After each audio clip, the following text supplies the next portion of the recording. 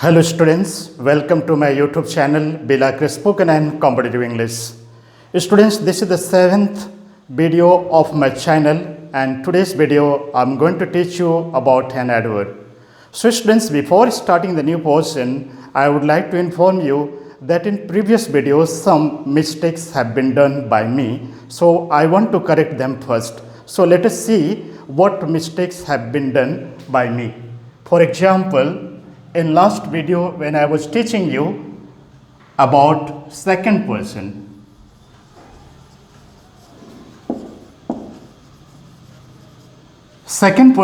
जिसका नाम मैंने आपको लिखाया था माध्यम पुरुष. सो स्टूडेंट्स, हम देखते हैं यहाँ पे माध्यम पुरुष और दूसरा हम देख रहे हैं यहाँ पे मध्यम पुरुष.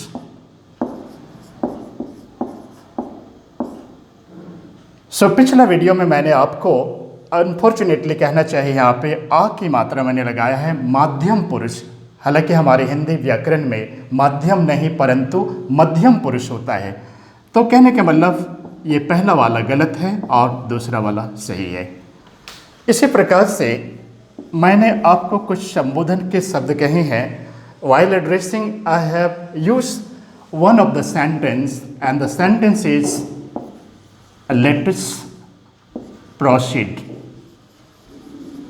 और दूसरा शब्द का मैंने प्रयोग किया है, कभी दोनों को अल्टरनेटिव मैंने लिया है और वो शब्द है let us we proceed. So students, यहाँ पे देखिए, यहाँ पे let us proceed और let us we proceed. तो यहाँ पे हम अगर स्ट्रक्चर की बात करें तो इसके लेट के दो स्ट्रक्चर्स बनते हैं ग्रामर में. एक को कहा जाता है लेट वी वन और दूसरे को कहा जाता है लेट वी थ्री. जो आप मेरे साथ रहेंगे तो मैं आपको ये सारे स्ट्रक्चर आगे चल के बताऊंगा. जो हमारे सिलेबस में करीब स्ट्रक्चरों की संख्या 220 होंगे. सो स्टूडेंट्स, अगर हम पहला नियम को अप्लाई करते हैं तो यहाँ पे ये वाक्य बिल्कुल सही बैठता है और ये वी, क्योंकि ये अस से ही जुड़ा हुआ है और ये अननेसेसरी यहाँ पे एक बिना ज़रूरत के जैसे यहाँ पे आया हुआ है, तो हम इसको यहाँ से हम रिमूव कर देते हैं. कहने का मतलब ये दूसरा वाक्य ग्रामर की दृष्टि से थोड़ा गलत है. हालांकि स्पोकन इंग्लिश में बहुत बार थोड़ा बहुत इस प्रकार के मिस्टेक्स को अनदेखा कर दिया जाता है, पर मैंने आपको पहले ही बताया है कि हम लोग हमेशा ग्रामर के साथ चलेंगे. जैसे कि मेरा वाक्य आपको याद है, the grammar is the soul of language. हम इसी ग्रामर के बेस पर अपनी भाषा को अच्छा होने का दावा करते हैं. तो हम यहाँ पे इस वाक्य का जो मैंने सेकंड कभी कभी प्रयोग किया है उसको आप अपने जीवन में हैबिट में ना उतारें परंतु पहले के साथ जाए. तो ये थे हमारे एक grammatical mistakes.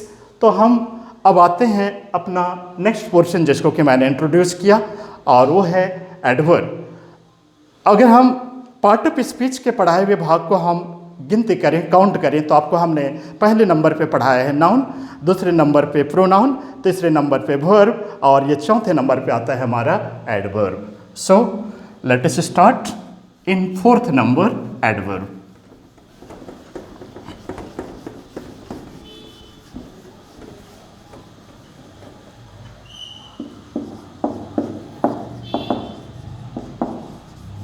Adverb. So students, what do we call adverb in Hindi grammar? So adverb is called in Hindi grammar क्रिया विशेषण.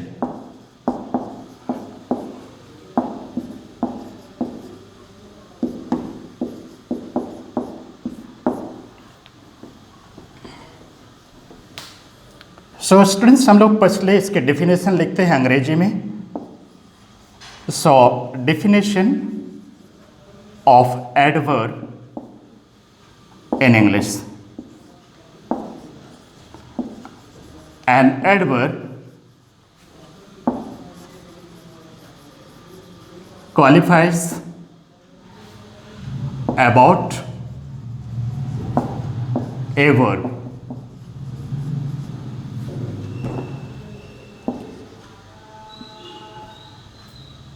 सो स्टूडेंट्स, हम इस परिभाषा को गौर से देखते हैं. An adverb qualifies about a verb. So qualifies पहले हम यहाँ पे समझते हैं कि ये क्वालिफाइज क्या है। अगर हम इसे फर्स्ट फॉर्म में लिखते हैं तो ये होता है क्वालिफाई, परंतु यहाँ पे वाक्य प्रेजेंट सिंपल थर्ड पर्सन के सिंगुलर में लिखा हुआ है और इसलिए यहाँ पे एस जुड़ा हुआ है, या तो IES यहाँ कन्वर्ट हो गया है क्वालिफाई। तो क्वालिफाई का मतलब हम जानते हैं हिंदी में विशेषता बताना। तो यहाँ पे जैसे हमारी हिंदी की परिभाषा क्रिया की विशेषता बताने वाले शब्द को क्रिया विशेषण कहते हैं। तो हम कुछ एडवर्ब्स के एग्जाम्पल्स देखते हैं। Let us see some words which are known as adverbs. जैसे कि स्लोली, लाउडली,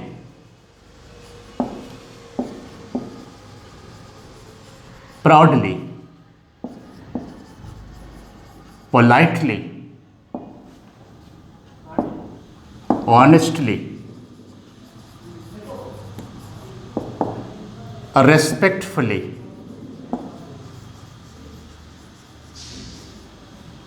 etc. इत्यादि।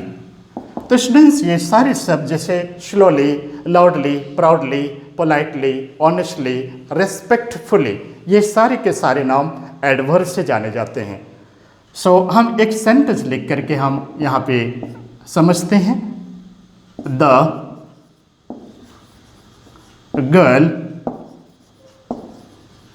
Speaks politely. The girl speaks politely. अगर हम इसे अंग्रेजी में सवाल पूछें, how does the girl speak, लड़की कैसे बोलती है, तो हमारा उत्तर आता है यहाँ पे लड़की विनम्रतापूर्वक बोलती है, सी स्पीक्स पोलाइटली। तो हम यहाँ पे देखते हैं पोलाइटली ये एडवर्ब है। जैसे कि मैंने नाउन पढ़ाते समय बताया था कि सारे नाम संज्ञा होते हैं, नाउन होते हैं, और इसलिए ये द गर्ल नाउन है। स्पीक्स बोलना, जिस शब्द से किसी कार्य के करने या होने का पता चले या बोध हो उसे क्रिया कहते हैं, और यहाँ पे स्पीक इसलिए वर्ब है। अब हम लेते हैं दूसरा example. The boy speaks respectfully.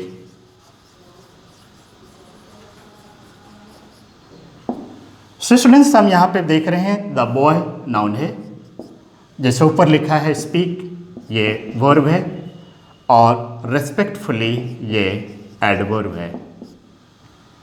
अब हम एडवर्ब को समझने के लिए हम एक यहाँ से हम इस ly को काट के बाहर निकाल देते हैं, और यहाँ से हालांकि रेस्पेक्टफुल एल तक फुल जाता है, फिर भी हम अपनी समझ के लिए हम दोनों ly को हम यहाँ पे बाहर निकाल देते हैं।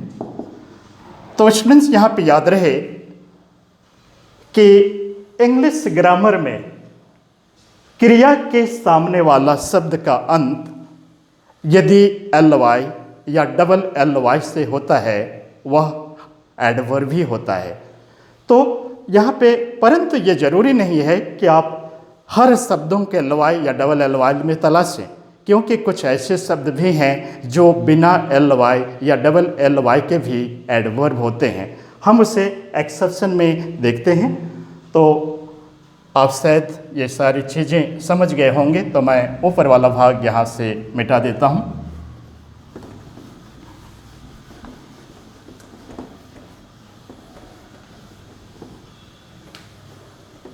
अब हम देखते हैं एक्सेप्शन। एक्सेप्शन को हम लोग हिंदी में अपवाद कहते हैं। अब हम अपवाद स्वरूप एक शब्द देखते हैं, फास्ट। फास्ट अपने आप में एडवर्ब है, ये फास्ट वर्ब भी है, फास्ट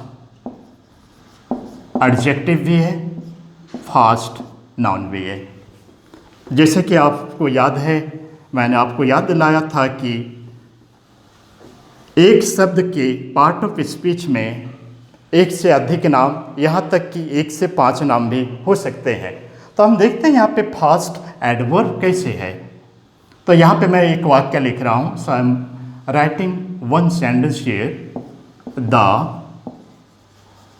डॉग रन्स फास्ट।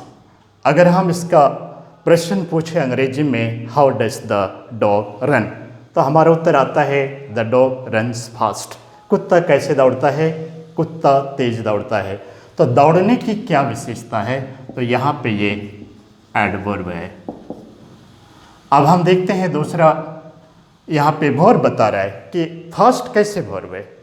तो हम एक वाक्य लिखते हैं, the dog fast once a week. कहने का मतलब कुत्ता सप्ताह में एक दिन उपवास रखता है या उपवास करता है। तो थोड़ा सेंटेंस हमने फनी लिया है, आपके समझने की दृष्टि से मैं यहाँ पे कुत्ते से ही पूरे एग्जाम्पल्स बना रहा हूँ। आप देखिए यहाँ पे एडजेक्टिव कैसे है। हम एक वाक्य लिखते हैं, द डॉग इज फास्ट। अगर हम सवाल पूछते हैं हाउ इज द डॉग, तो उत्तर हमें मिलता है द डॉग इज फास्ट। कहने का मतलब कुत्ता कैसा है या कैसे है, तो कुत्ता तेज है। तो यहाँ पे हम देखते हैं फास्ट एडजेक्टिव है।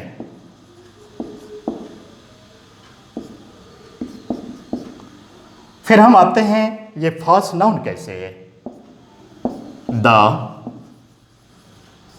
Dog has fast today. कहने का मतलब कुत्ते का आज उपवास है। तो यहाँ पे ये नाउन है। तो इस तरह से स्टूडेंट्स, मैं सोचता हूँ कि आप इस एडवर्ब के बारे में अच्छी तरह से समझ गए होंगे। So today we conclude our class here. So I will see you in next video. Till then, goodbye to everyone.